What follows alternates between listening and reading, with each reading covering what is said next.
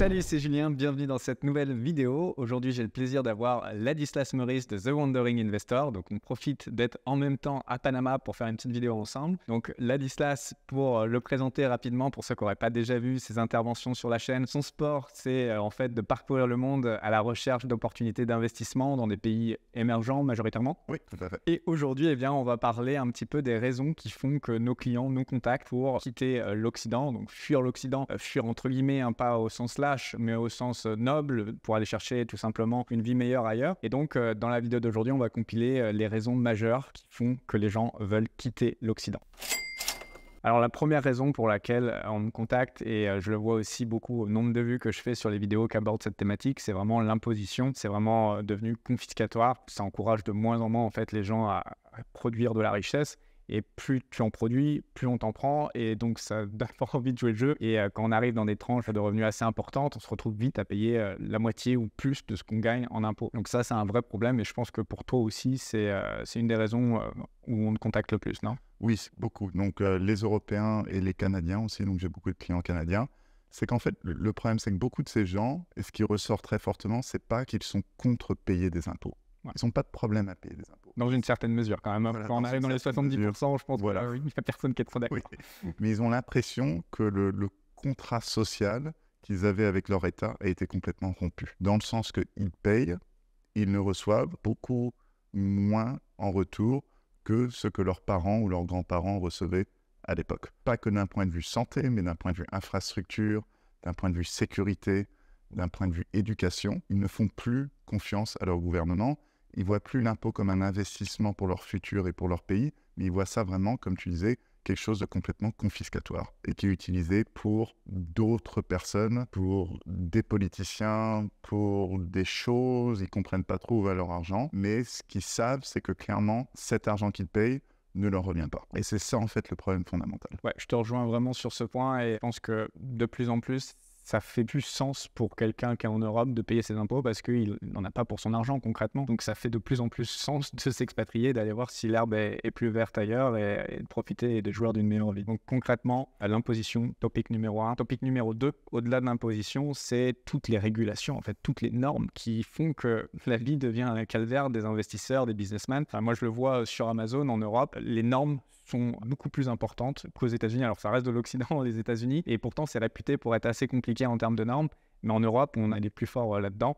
Donc ça, c'est un vrai problème. En investissement, toi, tu es un peu plus familier avec l'immobilier en Europe. Ça devient vraiment très compliqué. Oui, donc c'est devenu vraiment compliqué en termes d'immobilier dans l'Union européenne, où tu es obligé de faire des rénovations pour arriver à une certaine note en termes d'efficience énergétique, en termes de valeur verte, etc. Si tu n'arrives pas à telle note, après, dans quelques années, tu ne pourras plus louer, tu ne pourras même plus vendre, etc. Donc, tout devient compliqué. C'est surtout ça, tout devient compliqué. Quand on est entrepreneur, c'est très, très compliqué. Ça marche pour les gros groupes parce que eux ont toute l'administration, ils peuvent recruter des gens, ils peuvent jouer avec les lois, ils peuvent faire du lobbying. Et en gros, ça crée une barrière à l'entrée dans ces marchés-là pour les petits entrepreneurs. Donc, quand on cherche un autre entrepreneur, dès qu'on essaie de faire quelque chose en Europe, c'est barrière après barrière après barrière. En plus de la taxe. Donc ça, c'est un autre débat. Mais rien que ça rend la vie très compliquée et ça donne envie d'aller à l'étranger, dans d'autres pays, faire du business. Donc là, par exemple, j'étais en Colombie et j'ai rencontré 2 Allemands, la trentaine, ils en avaient marre de l'Allemagne, ils ont déménagé à Medellín, ils ont commencé leur agence immobilière. 2 Allemands de 30 ans qui parlaient moyennement espagnol, ils se sont inventés agents immobiliers, ils n'ont pas besoin de licence, ils ont juste créé une compagnie. Et puis voilà, et maintenant ils sont agents immobiliers et ils sont même en train de construire un bâtiment entier de 11, une tour en gros de 11 ou 12 étages dans le centre de Medellín. Ils n'ont jamais construit quelque chose avant, mais ils y vont. En Europe, ce serait extrêmement compliqué. Imagine débarquer en Allemagne en tant que Français, la trentaine, voilà, je suis agent immobilier maintenant. Il faut des licences, il faut passer des examens, il faut ci, il faut ça. Tout est compliqué. Donc ça, c'était le point 3. Ça a été un petit peu en avance, mais ouais, effectivement, les opportunités à l'étranger, c'est quelque chose qui peut être très intéressant. Alors après, moi, je fais principalement du business en ligne, donc ça m'affecte moins. mais je le vois avec mon œil d'entrepreneur, c'est-à-dire que quand j'ai commencé il y a 11 ans le business, je faisais de l'hôtellerie, maison d'hôtes, Airbnb, et je le vois dans des pays comme le Panama, il y a des opportunités incroyables parce que localement, la qualité n'est pas exceptionnelle. Et donc, quelqu'un qui maîtriserait les codes occidentaux et qui créerait une maison d'hôtes, quelque chose comme ça, à Bocas, où c'est très mal...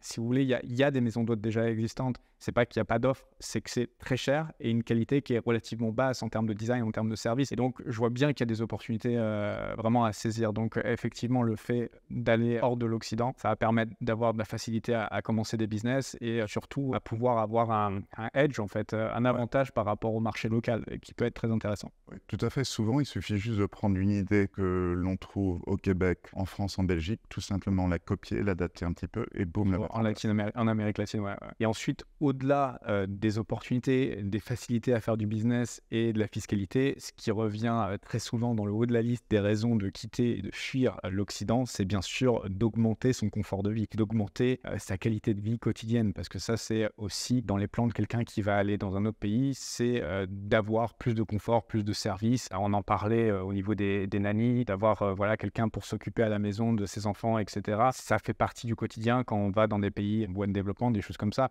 Donc ça améliore vraiment le confort. Dans pas mal de destinations, on va pouvoir vivre pour beaucoup moins cher qu'en Occident. Après, ça va dépendre bien sûr de la destination que vous allez choisir. Si vous gagnez 2 000 € par mois et que vous allez à Panama, ça va pas être une bonne idée. Il faudrait mieux rester en France ou aller dans un autre pays, tout simplement, ou en Europe de l'Est, ou aller par exemple Colombie. Tu reviens, il me semble, du Paraguay. Voilà. Ouais. Bon, fiscalement, c'est pas intéressant, mais l'Argentine, 2 000 €, c'est le nirvana. Enfin, on vit comme un pacha pour 2 000 € là-bas. Donc voilà, il y a des options à travers le monde, mais en tout cas, il faut comprendre que c'est un moment assez charnière en ce moment où si les gens ne prennent pas conscience, ils vont se retrouver assez vite déclassés. C'est-à-dire qu'en France, quelqu'un qui gagne bien sa vie va gagner peut-être 3 400 €. Je crois que c'est le début de quelqu'un qui est considéré comme riche ou dans le haut du panier, on va dire. 3 400 €, ça fait 40 000 € par an, ça fait 45 000 $ annuels de salaire. À l'international, ça commence à plus peser grand-chose si on compare avec quelqu'un qui vient des États-Unis. 45 000 $, c'est vraiment le bas du spectre en termes de revenus. Et donc, quelqu'un qui serait dans le haut du spectre français, finalement, à l'international, ses options peuvent être limitées. Enfin, il ne sera pas comme un pacha partout dans le monde. Donc ça, c'est quelque chose vraiment d'important à prendre en compte, je pense. Oui, les Américains ont même une expression pour ça, ça s'appelle des Euro Poors. Donc, c'est des euros pauvres. Donc, partout où j'investis, j'aime bien m'inscrire au groupe Facebook d'expatriés, un peu pour suivre ce qui se passe. Et là, par exemple, récemment, je vois de plus en plus de gens qui se plaignent à Playa del Carmen, des francophones, au Mexique, qui disent « Ah, les loyers sont devenus trop chers, sont des loyers américains, on ne peut plus vivre ici, etc. etc. » C'est qu'en fait, oui, les Européens quittent de plus en plus l'Europe, mais les Américains aussi le font pour d'autres raisons. Mais quand on va dans des marchés où il y a beaucoup d'Américains, en fait, les Européens n'ont plus du tout les moyens. Et ils se retrouvent à devoir louer des trucs très locaux. Et en fait, il ferait mieux de rester en Europe. Ils auraient des meilleurs standards de vie à rester en Europe. Donc heureusement, c'est pas partout comme ça.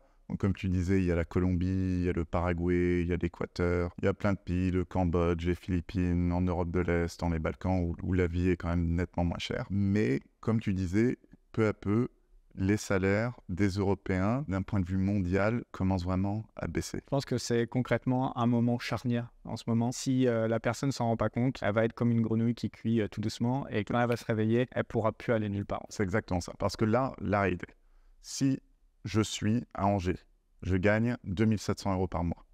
Je vis très bien. Ouais. C'est très agréable, Angers. Du vélo les week-ends, je mange bien, les gens sont sympas, il fait beau, c'est très bien. Mais d'ici 7, 8, 9, 10 ans, ce ne sera plus le même scénario. Et surtout, si vous avez des enfants, pensez à vos enfants, commencez à préparer votre plan B. Ce n'est pas forcément pour vous, mais ce sera pour vos enfants. Plus les gens restent longtemps en France, plus ils vont se retrouver un peu coincés dans une situation. Il faut s'imaginer, j'ai rien contre les Roumains, mais on va tous devenir Roumains il y a 5-7 ans, où en fait, les gens habitaient en Europe, l'infrastructure n'était pas trop mauvaise, les services gouvernementaux étaient mauvais, les gens ils avaient un passeport qui était assez bon, mais en fait, ils n'avaient pas d'argent pour voyager, pour partir à l'étranger, pour commencer une nouvelle vie, etc. Ils étaient juste bloqués là. Sauf qu'on sera des Roumains à des taux d'imposition de 50%, et avec de la mauvaise sécurité. C'est ça vraiment l'avenir de l'Europe, si on continue dans cette direction. Le plus important vraiment à comprendre, c'est les politiques énergétiques sont absolument crucial. Et tout est là, en fait. C'est vraiment ça le problème fondamental. Pourquoi est-ce qu'on utilisait du gaz russe? Parce qu'il y en avait plein et qu'il n'était pas cher. Et maintenant, ce gaz russe qui était le nôtre part aux Asiatiques à rabais, pendant que nous, on achète du gaz qatari et américain à 2-3 fois le prix. Donc en fait, ça fait que notre industrie devient complètement non compétitive et le résultat, c'est que peu à peu, il va y avoir une désindustrialisation de la France. Également, tout ce problème d'énergie en zone Occident, il vient du conflit. C'est également dans le top des raisons pour lesquelles on est contacté en termes d'expatriation. C'est des personnes qui veulent s'extirper en fait de cette zone d'Occident où historiquement, si on regarde une carte du monde sur les 4000 dernières années, eh bien, il y a l'Amérique de l'Ouest, l'Europe, qui sont vraiment minés de guerres, de conflits. Et donc, il y a énormément de gens qui veulent sortir de cette zone-là, se mettre dans des endroits plus safe, éloignés en fait des conflits potentiels, notamment Amérique latine. C'est vraiment ce qu'on me demande le plus. Pour ceux qui ont vraiment cette peur du conflit, Amérique latine, les Émirats fonctionnent très bien aussi. D'ailleurs, tous les Russes, les Ukrainiens sont venus se réfugier là, donc ça fonctionne très bien. Et Asie du Sud-Est, ça fonctionne également très bien. Je ne sais pas si tu as des demandes similaires. Oui, de plus en plus, les gens cherchent à quitter l'Ouest aussi en mentionnant la peur du conflit. Et ça se voit de plus en plus spécifiquement. Donc, j'aide les gens à acquérir des seconds passeports, à acheter des seconds passeports, donc de manière légale à travers l'investissement. Et des gens, typiquement des gens qui valent au moins 10 millions de dollars, cherchent un passeport non OTAN. C'est spécifique. Ils veulent avoir un passeport qui n'est pas lié à une alliance militaire qui pourrait se retrouver dans un conflit armé avec la Russie ou la Chine. Donc c'est quand même assez triste d'en arriver à un niveau comme ça. Et là, ce que tu mentionnes sur Dubaï, on en parlait avant, parce que tu as vécu là-bas pendant un bout de temps, c'est quand même plus agréable de voir des Russes, des Ukrainiens, des Européens, des Américains, des gens partout dans le monde faire des affaires et à peu près bien s'entendre. C'est quand même plus agréable de vivre dans un environnement comme ça qu'en Europe, là où tout le monde, tout d'un coup, tout le monde déteste les Russes. Alors qu'avant, les gens n'avaient rien à faire des Russes. Et tout d'un coup, tout le monde déteste les Russes, tout le monde est déchaîné, les Russes sont déchaînés de leur côté. Et après, on pense être meilleur que nos ancêtres à se dire « Non, nous, c'est différent, on ne fera pas la guerre, etc. » Et regardez comment vous réagissez tous. De manière générale, d'ailleurs, il y a quelque chose qui est intéressant quand on regarde un petit peu l'Occident avec, on va dire, de loin, avec une vision de quelqu'un qui a une vie internationale. On se rend compte que les gens se retrouvent de plus en plus clivés les uns contre les autres, en fait.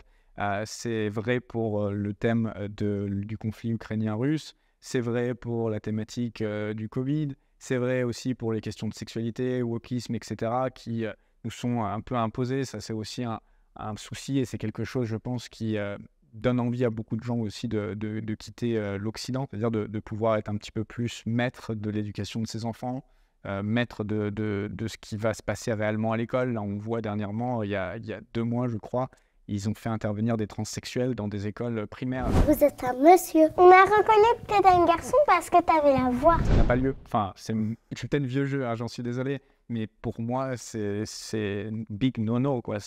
Non. T'aimes pas boire le thé avec les transsexuels? Non, pas spécialement. Non, c'est pas mon activité favorite.